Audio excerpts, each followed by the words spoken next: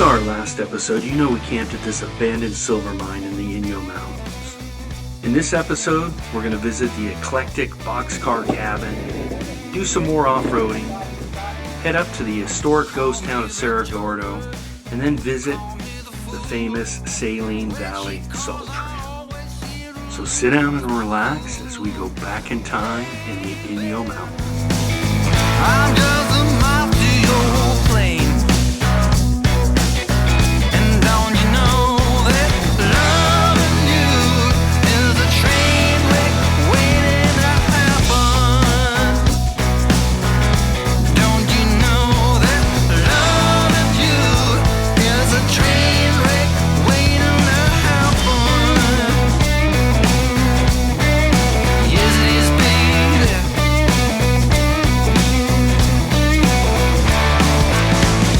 Got no class, all attributes.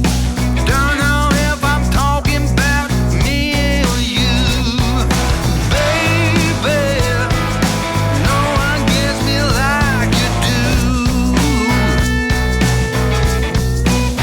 I said loving you is a train wreck waiting to happen. Don't you know that loving you is a train wreck waiting to happen? Don't you know, babe, loving you is a train wreck waiting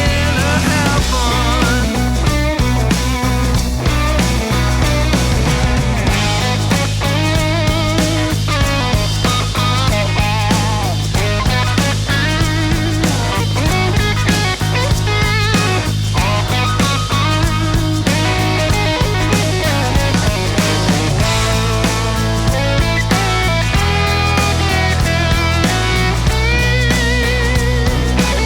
You know it's true.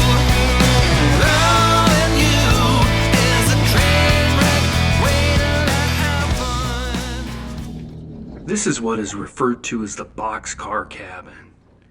It's actually a miner's cabin that probably was put here in the 1950s as part of the Buckhorn claim. Nobody knows exactly where this boxcar came from, but my guess is it was part of the Carson and Colorado narrow gauge railroad that terminated about 20 miles west of here in Keeler. All right, this is Weston's satellite office right here. You want a banana? Oh, jeez. What? Dummies. Bananas? You grab bananas. Bananas. With the CIA knows you're here. Call it? Hunter? Yeah, Hunter. So what's the purpose of this? This cabin was part of the BLM's Adopt a Cabin program. It is completely cared for by those who visit it, so please don't leave your rotten bananas behind.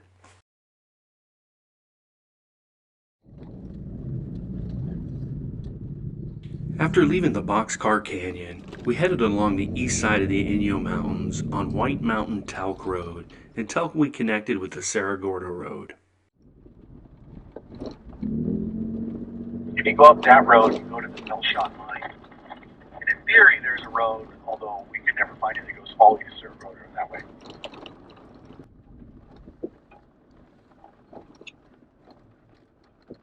Everybody's here.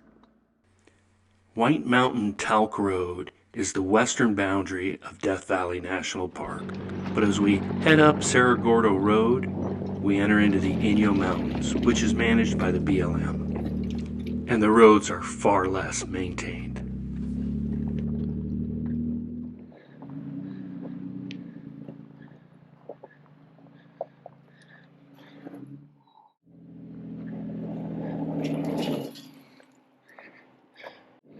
Back it up.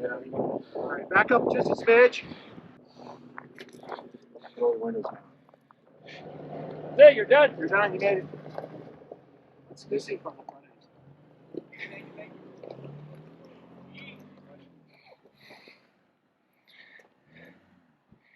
There you go. Nice.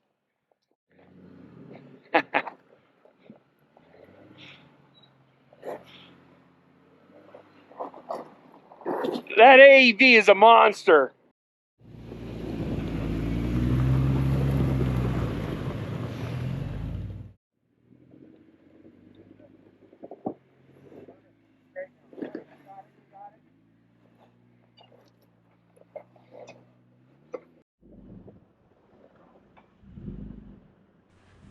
Last but not least, it was the Tacoma's turn. Now this section wasn't particularly challenging as we had a stock Tundra make it through. It just takes some patience and good lines. Zero on the front.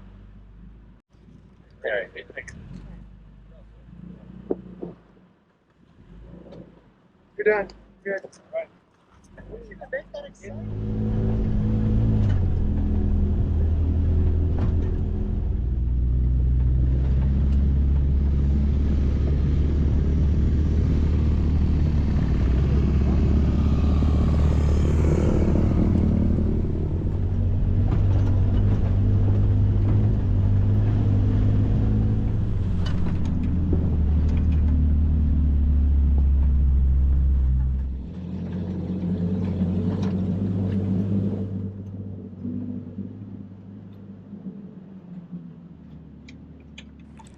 This is the eastern boundary of the privately owned town of Cerro Gordo.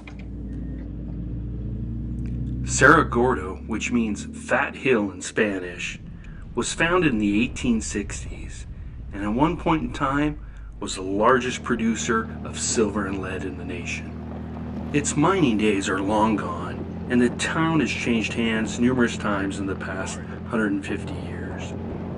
Most recently, the 336 acres were purchased in 2018 by Brent Underwood and a group of investors who are trying to restore the town. Brent has been filming his progress in the very popular YouTube channel Ghost Town Living, which if you haven't checked out, I encourage you to do so.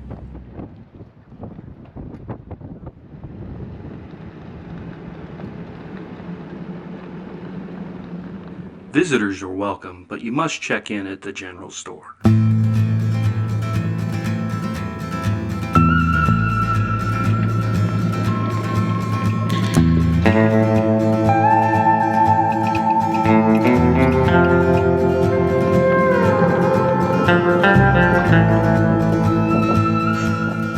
You can see I'm up here at Cerro Gordo. Just beautiful. The American Hotel. Looking really nice. They request that you only take still photos and don't film at the buildings. So go to the Ghost Town Living YouTube channel for a more detailed view of this incredible town and for an opportunity to purchase some swag.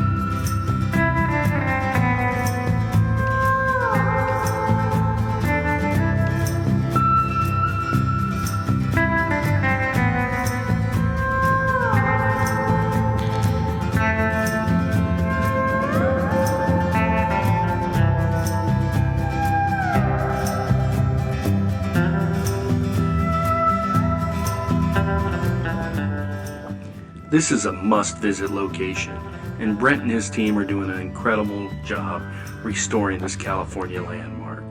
I can't wait to come back and one day stay in the American Hotel.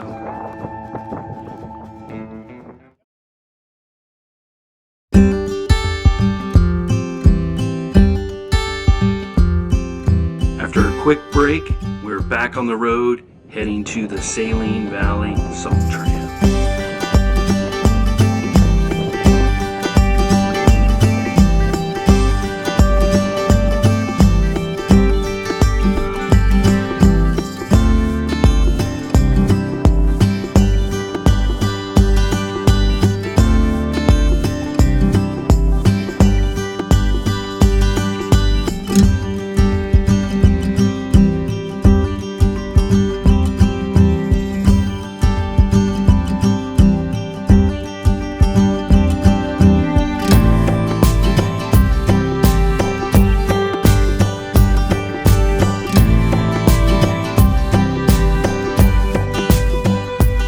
Off-camber shelf roads. Not my favorite thing.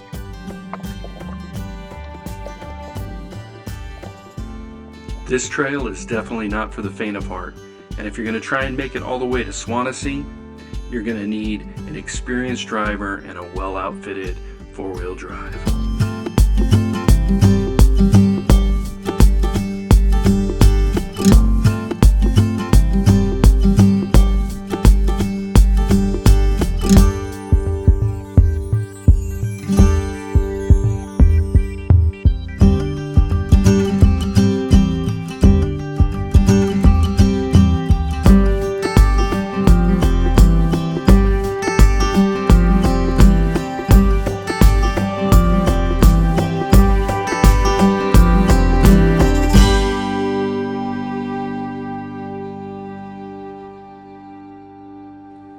This is the summit of the Saline Valley Salt Tram, located at 8,700 feet.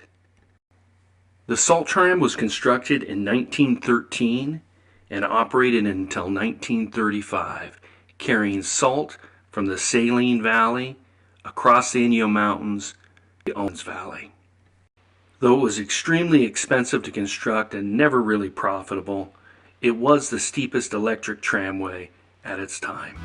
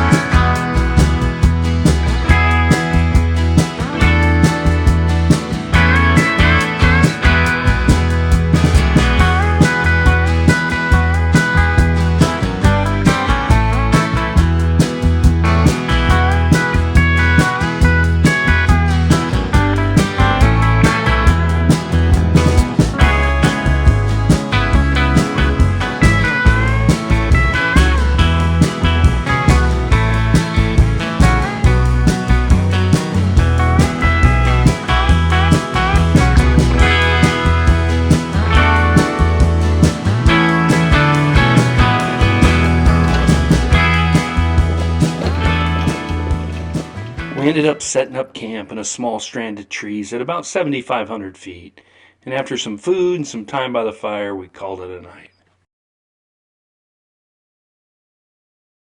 I left the crew early the next morning as I had a long drive back to Idaho, but along the way I stopped at the old town site of Swansea, or what is left of it, and check out the remains of the termination of the Salt Tram. But first, I've got to get down this mountain. Beautiful view of the Sierras and Mount Whitney up there. You can also see remnants of the Salt Tram on the hill.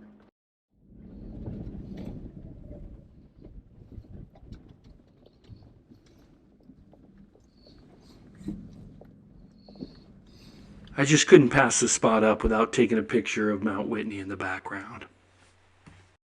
And here's a view I took about a decade ago, looking down on this spot from the top of Mount Whitney.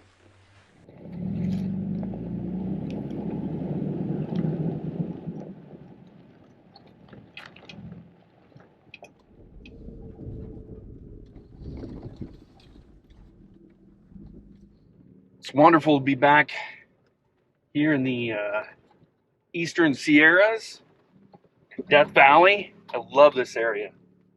This was an epic trip. Started at Talc City and down to Cerro Gordo, Salt Tram, and now heading to Swansea, at least the remnants of Swansea on Owens Lake.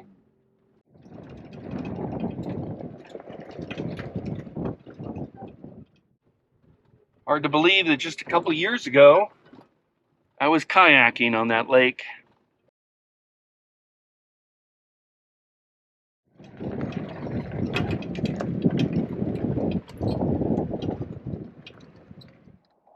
I forgot about this section.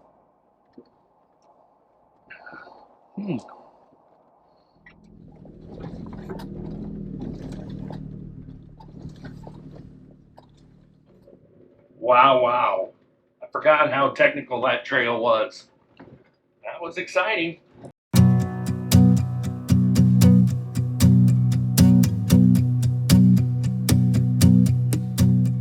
Just aired up after making it down the Cerro Swansea trail, and take a look at this little historical sign here.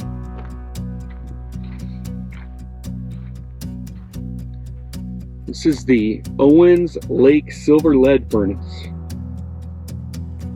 The plaque for this smelter is all that really exists for the town of Swansea, which was established in the 1860s, but due to an earthquake and flooding, it had all been destroyed by 1874.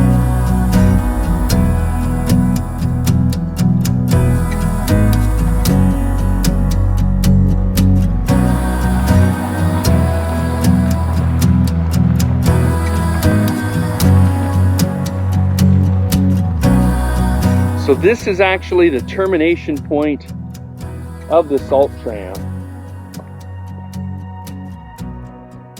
You can see the last lift there came over the mountain down to here where they had unloaded the salt. From Saline Valley up over 9,000 feet down here to Owens Valley at about 5,000 feet. Pretty cool. So I'm going to bring this adventure to an end here, but again, thanks as always for watching, and we'll catch you the next time we venture outside.